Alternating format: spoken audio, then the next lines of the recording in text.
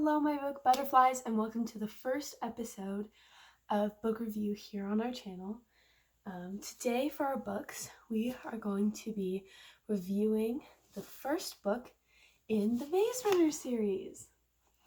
The Maze Runner series, we'll just be reviewing the Maze Runner today. For those of you who haven't read this book, I wouldn't want to put spoilers, and in later videos, I'll be reviewing The Death Cure, which is the third book, and The Scorch Trials, which is the second book after The Maze Runner. Fantastic series, so let's just dive right into it, shall we? A brief spoiler-free synopsis of this book. The main character, his name is Thomas. He wakes up in like this giant field kind of thing, and there's like these little tents or huts or whatever, and there's a bunch of boys there, and they like meet him and they talk about what's going on, and Thomas, the main character, doesn't remember his family, doesn't know where he's from or who he is. All he knows is his name, and he doesn't even know how old he is. They basically build this like super civilization of just like these 40 boys, just smashed together in like this almost weird testing kind of situation. And there's this maze off to the side, this just giant labyrinth, and for whatever reason they're supposed to escape this maze, and Thomas may or may not be an essential piece to solving the whole puzzle and trying to escape this situation. Fantastic read. If you've read Lord of the Flies, it's very similar in the way that it's like, who really are we? Like when you boil it down, when it comes to our morals and the things that keep our world in order, what does it really mean to be a human being? And it's really interesting. The back of the book, like the first line, it just says, if you ain't scared, you ain't human. So if that gives you any idea into this book. Next, I'll just be talking about kind of like the tropes that this book has. I like to give tropes for books because usually it really helps people find similar books that they like if it has elements in it that are similar to other books, because most people have a good idea of what they like to read and what they don't like to read. And if you don't, well, now you know. So one like really common trope in this book is the trope of being like this really intelligent person who has to like rise up and lead all these like really neat-headed people.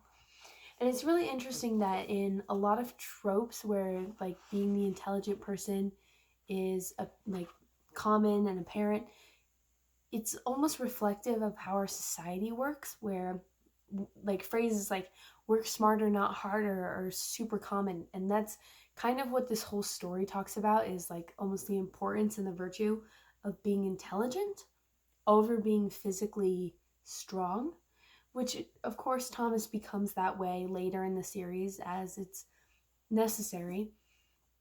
But it really does focus more on being intelligent, and the book itself is actually slightly philosophical in the way that it's written and in the way that it addresses the reader and tries to like make the reader wonder this or that or whatever.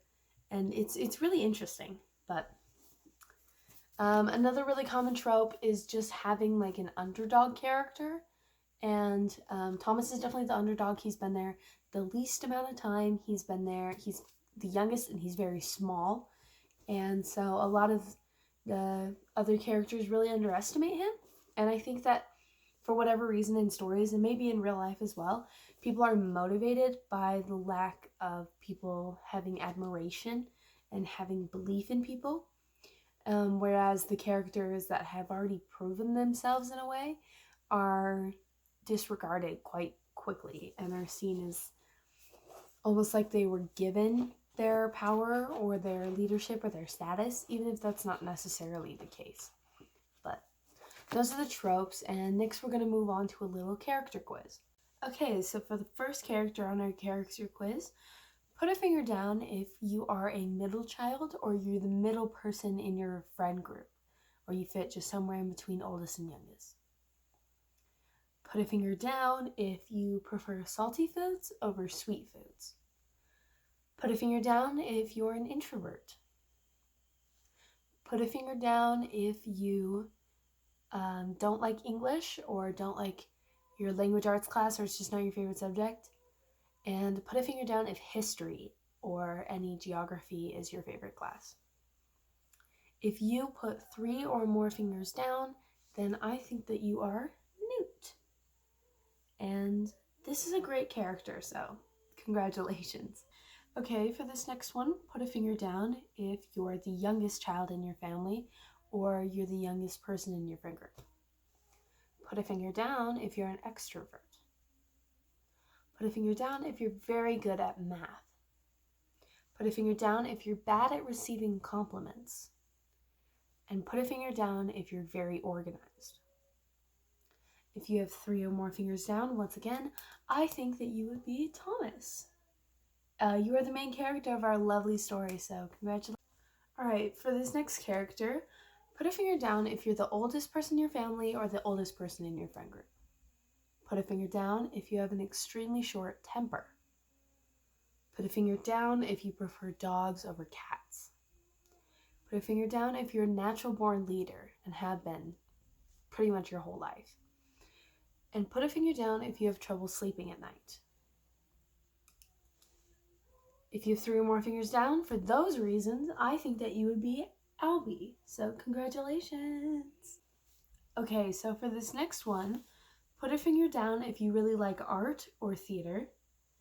Put a finger down if you are, doesn't matter if you're the oldest, the youngest, the middle, whatever, but if in your friend groups and friend situations and your family, you're the peacemaker and you try to keep everybody happy.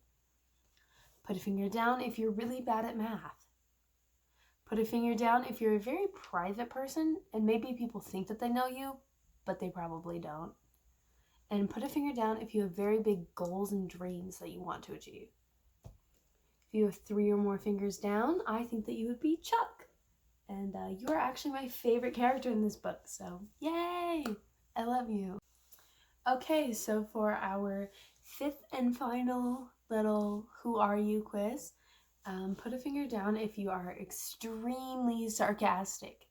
And it might be a coping mechanism, so if this is a sign for you, take it. Second, if you want to go into the army or a governmental position. Put a finger down if you have a really good sense of humor. Put a finger down if you're a picky eater. And put a finger down if you don't like large crowds. If you have 3 or more fingers down, I think that you would be Minho. And you're also like a character I really love, so yay! All in all, no matter what character you got, I really think that all of the characters are super interesting. And what's more interesting is just the way that they interact with each other. All in all, when it comes to this book, I would probably give it like a 4.8 out of 5 stars. I really think that it's a worthy read. And if you're looking for a really binge-worthy sci-fi novel, which this book can be kind of hard to place into a category, but I think sci-fi really fits. If you're looking for a good binge-worthy book that I totally think has the potential to become like a classic read in class for a language arts team or whatever, I really think that this is the book that you should go with. And it's super interesting, and I really think you would love it. Let me know what kind of books you want me to review. I mainly read science fiction and historical fiction, but I'm open to anything. Head on over to our website, which I'll link down below, and let me know any books you want to see read or reviewed. But yeah, thank you so much for watching, and I'll review these 2 at a later date. So, bye!